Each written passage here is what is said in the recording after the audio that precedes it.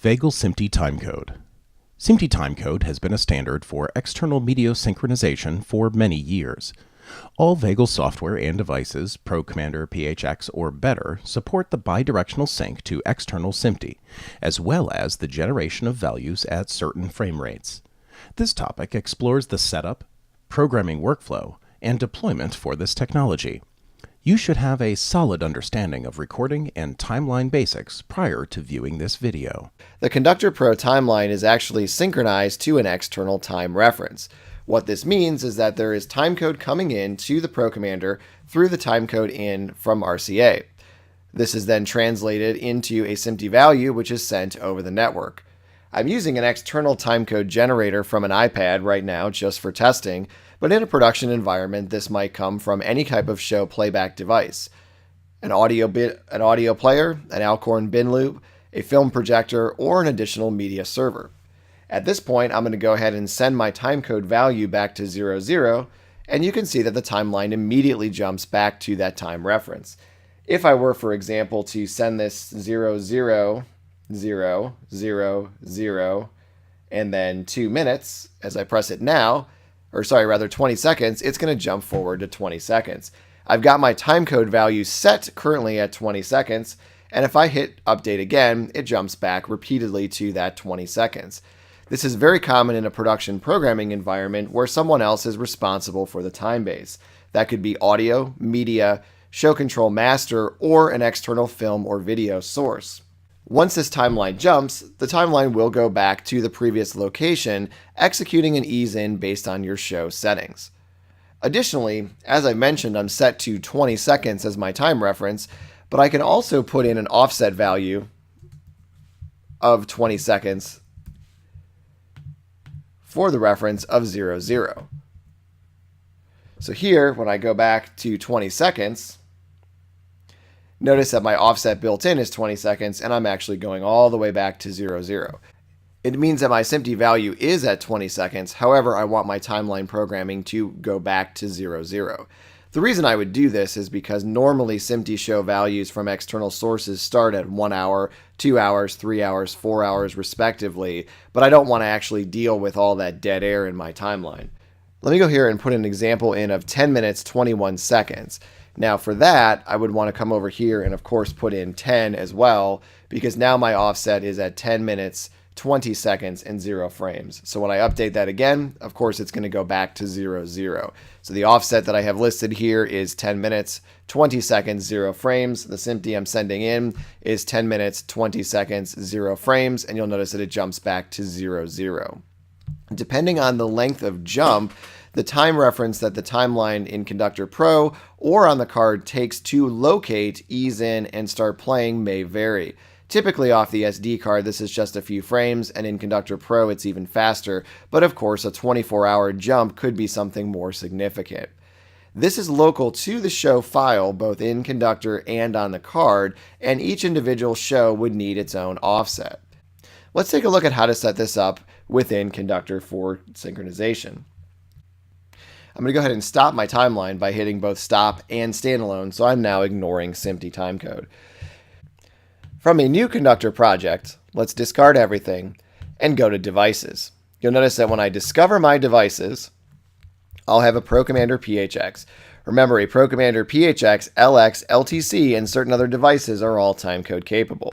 I can check and see if timecode is coming in by enabling timecode checkbox here or in configurator. Now, because I've already harnessed this timecode within the timeline, it won't show up here as a current timecode value. You can only have one UDP timecode connection to VenueMagic, Conductor, or Configurator at one time. If you're using an external touchscreen such as AMX, Crestron, or your own Windows or Linux application, this can also only harness one timecode stream at a time. Therefore, because my timecode is already being used somewhere else, it will not show up here.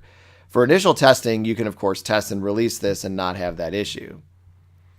To set this up, I want to go under Tools and Settings. I want to enable passive mode in Conductor. Now, passive mode means that the timeline will be passive to a local audio, video, or base timecode synchronization. This means that I can select a mode of either Playmaker, an external timecode card, this would respond only to a BrainSalt media server, or to the ProCommander.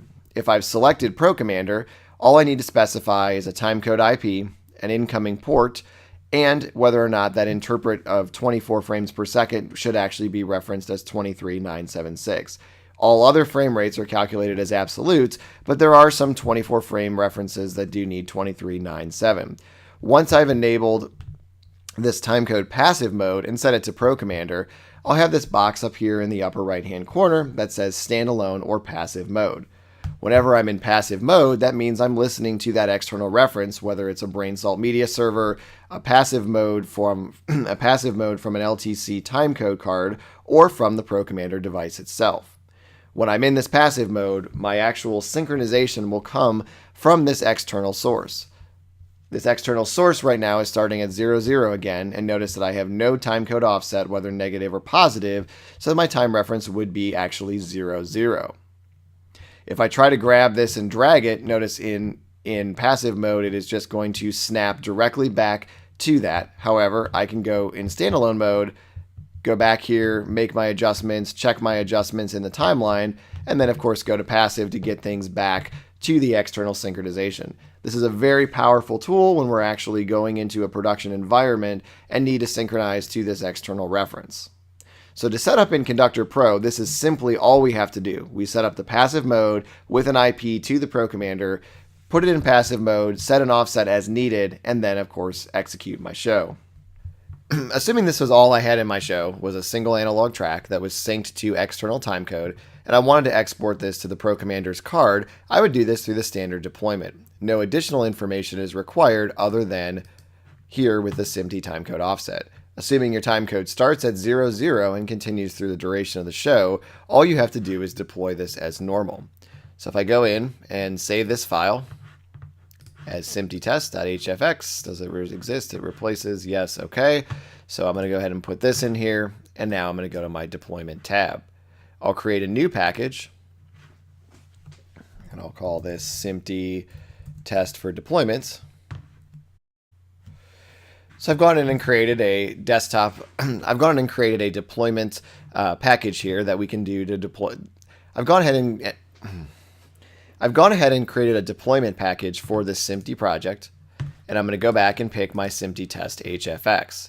Now, all you have to do to get this to synchronize off the card is to select a frame rate of 24, 25, or 30. In this case, drop frame is not relevant because we will calculate this on the fly as the frames are being processed. You only need to pick the reference of 24, 25, or 30 frames per second. Again, this does qualify for 2397, 25, and 30 drop and non-drop. Those will all be adjusted on the fly as the show is played back. Assuming that I select 24 frames per second, I can do a start show offset, which is different than my actual timecode value offset. So the reason I would do this is if I want to automatically start the show based on a SMPTE value. This is different from the synchronization, and it's different from the time base. I can, for example, start a show at 1 second, 5 seconds, 10 seconds, or 5 minutes, but my offset is a completely different value. The reason I would do this is, let's say, for example, I want 30 seconds of pre-roll. I can do a start show timecode that starts at 30 seconds with a timecode offset of 00. This means that I know I have pre-roll within my conductor timeline of up to 30 seconds, which is not required on the ProCommander itself. I can do this start value so that up to 64 different show values can start automatically from the control.ini without external UDP or contact closure triggers. That means the SMPTE value itself will start by this TC value command in the INI. So I want to make sure that all of these values line up. I've got my timecode offset, I've got my start show timecode, and then of course I've got the actual trigger within the INI itself. I can put as many timecode shows as I want in here, but only 64 of them can be directly triggered off of the only 64 of them can be triggered directly off of the control.ini. Additional shows up to the maximum on the ProCommander will need an external trigger source. The timecode value max, of course, is 24 hours, and that would then reset to 00 appropriately. So you simply add your shows in here, and they will automatically start if programmed, or they can be started by an external trigger and synchronized to the offset as you would expect. There is an additional consideration, of course, and that is the ProCommander LTC or any devices that may have their own integrated media player. If I wanted to do a trigger that not only started my video on the ProCommander LTC, but then once that video was running and quote unquote was up to speed, we would trigger the timecode to synchronize and jam sync back to that reference again once it was quote unquote at speed. For historical reference, speed just simply means that the film was running at full velocity, but this is no longer necessary, of course, and is more of a historical reference for the video player is running, and now we can look at that time reference. So what I want to do to control the SMPTE synchronization and the video player start value is to go in and add an RS-232 channel via a serial out. Now, if you're using a ProCommander LTC 500, LTC 700, LTC 700A with audio ducking, you're going to want to select COM port 2. That COM port 2 is internally hardwired between the ProCommander and the MP700 or MP500. The baud rate values are all default, so all we have to do is change this COM port to 2. I often recommend that we say LTC video in the track just to make sure we have that reference down. Now, normally what we would do is, let's say the video starts at 00, but the time code doesn't actually get involved and jam sync up to maybe 1 second or 2 seconds in. What we would do is add a ASCII command here, and I'm going to type this out by hand, even though this is a downloadable, command list that you can of course reference from here. So I'm going to do play video. And then in brackets, I'm going to put the video name. So this is video1.mp4. And then I'm going to do comma and either a 1 or a 0. The 1 or the 0 would be whether or not that video would loop or return based on the other videos that are on the card. For more information about loading the videos or the MP700 itself, you can visit the CE Labs website or the QuickSign Pro reference link that's external to this video. For most of our users, all the videos are just loaded to a USB jump drive in alphabetical order. So this would mean that if I had A_video1, B_video2, those would by default be loaded alphabetically into the player. However, the actual file name is what's needed to trigger, so it doesn't really matter what order they're put in if a playlist or sequential order is not used. So let's assume I've got two videos. I've got video1.mpeg4 and video2.mpeg4 on a USB drive that I've placed into the front of the unit. Assuming those video names never change, the videos can be updated independently without coming back and updating the conductor timeline. At time value 00, I'm going to trigger this video by doing play video and then video1.mp4. So let's say that I know by 1 second into the show that my video is playing, it's up to sync, and I want everything to jam sync now to timecode. What I'll do is I'll go down and add channel, command channel, and with this command channel, I'm going to put by hand RTC1 and enter. Now there are 3 commands for manual synchronization of SMPTE. Exclamation RTC for read timecode 1, exclamation RTC0, which I'm going to go down here and put at 6 seconds, so RTC0, and then there's also an RTC timeout value, so RTC in this case 100. So RTC1, as you might guess, means passive mode on the ProCommander from the card. So RTC1, that's going to stop and it's going to listen to timecode only. Now, if we've played the video and executed RTC1, but there is no SMPTE on that video, the video will pause on the ProCommander and you'll see a flashing digit display in the window on the LCD. If I go out here to RTC 100, that means that I'm only going to read SMPTE for 1 more second. So that's in value, 100. That value of 100 is 1 second. When I reach 1 second, which would in this case be at the 6 second mark here, I'm going to stop ignoring, or I'm going to start ignoring SMPTE and just listen to the internal time base on the ProCommander. Once I hit RTC 0, that's completely unloaded and I'm freewheeling or running completely independent of that SMPTE value. So these 2 commands here are essentially redundant, one that's automatically timing out and one that's timing out by a forced value of RTC 0. So in this case, if I do go from standalone to passive, I'm already jumped beyond the RTC 0. That will be executed and I will not be listening to timecode from the card. That'll be freewheeling. So why do we do this? Well, it's one simple reason. If we want everything in one timeline, we need to start that timeline, play the video. So we're playing the video on the track, and that video may change. It may have some interactivity to it.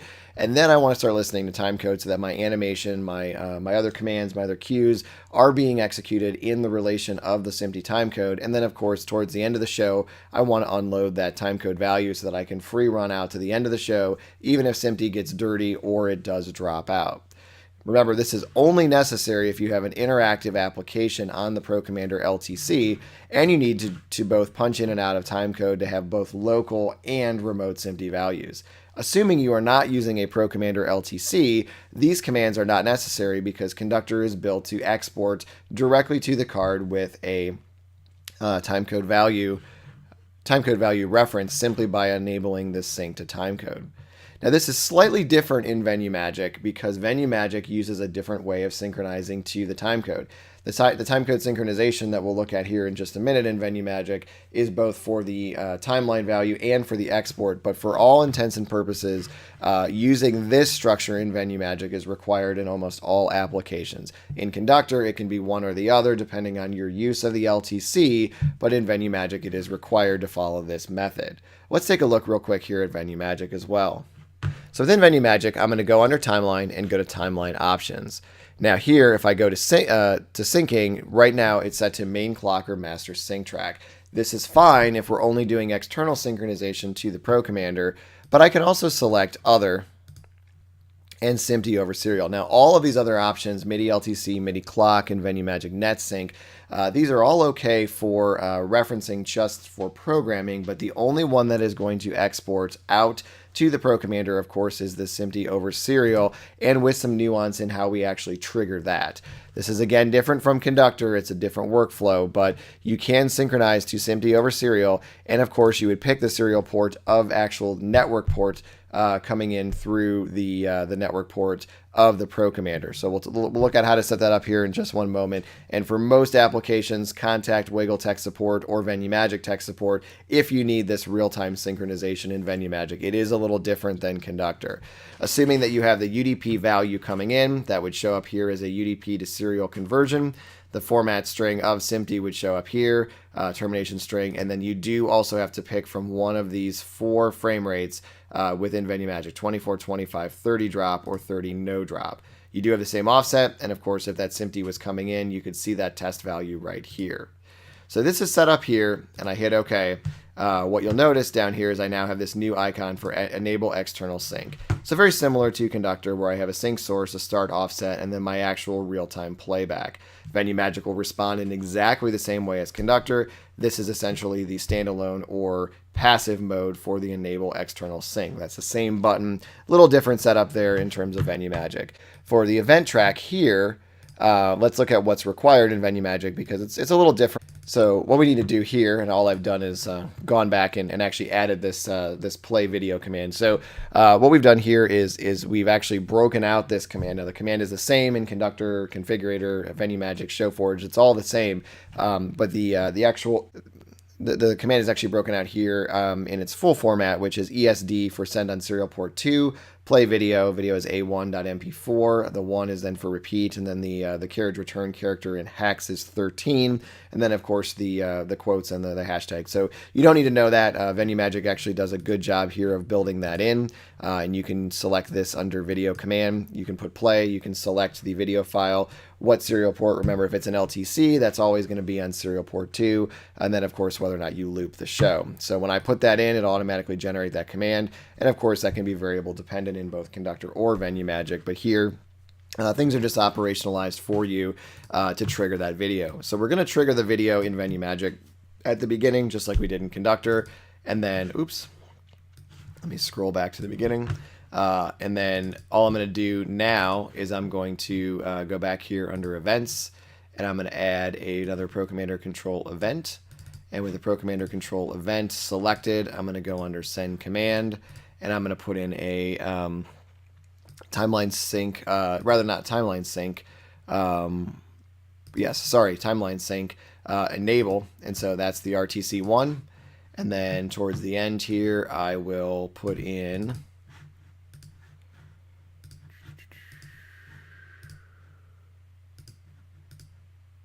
enable, but I'll time out at 1 second.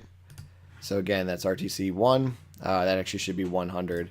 So let me put in 100 in milliseconds there. So I'm going to replace the old command, RTC 100, and then as we did just for redundancy, not entirely necessary, but I'll go ahead and put that in here, and I'll do event send command, timeline sync to video, and disable. So that's RTC1. So I've got the same structure here that I had in Conductor, where I'm starting the video, I'm enabling timecode read-in, I'm doing a timecode timeout, and then I'm doing a timecode unload. So everything's the same. The only real difference in here is the way the synchronization is set up. You do have to create that bridge between the network input and the serial port, and then of course select that and format it. So again, contact us if you have questions about that, but it's not necessary. You can still bring in the video file to either program to that locally time-based, and then export that out. Now, under the export project here, there is one more thing to look at, and that simply is that there is still a SMPTE synchronization checkbox here. So if your timeline is set to export or to reference SMPTE in VenueMagick, this is still possible in a similar way to Conductor. You can still check this SMPTE sync. That's considered more of a legacy feature in VenueMagick, so we would recommend doing it unless you have an older project that already exists. If you're using an LTC for the first time, we'd recommend synchronizing it here with the event track as we recommended. Again, in Conductor, you can use that feature. That is still a current feature, or you can do it the way we recommended here in VenueMagick if you need to start the video player, synchronize the timecode, and then unload the timecode. So this is basically it. Either program can handle the SMPTE synchronization in much of the same way. Of course, you can trigger that video player, you can synchronize, you can unload, and then of course even stop the video player as necessary. But the point is that SMPTE is a very integral part of all of our software and hardware products. It can be exported out to the micro SD or SD card, and it can of course control the SMPTE synchronization between the LTC MP700. For more information on any of these topics, including SMPTE timecode or the MP700, please visit faq.wagle.support. This particular video contains enhanced timeline support and additional media files for reference.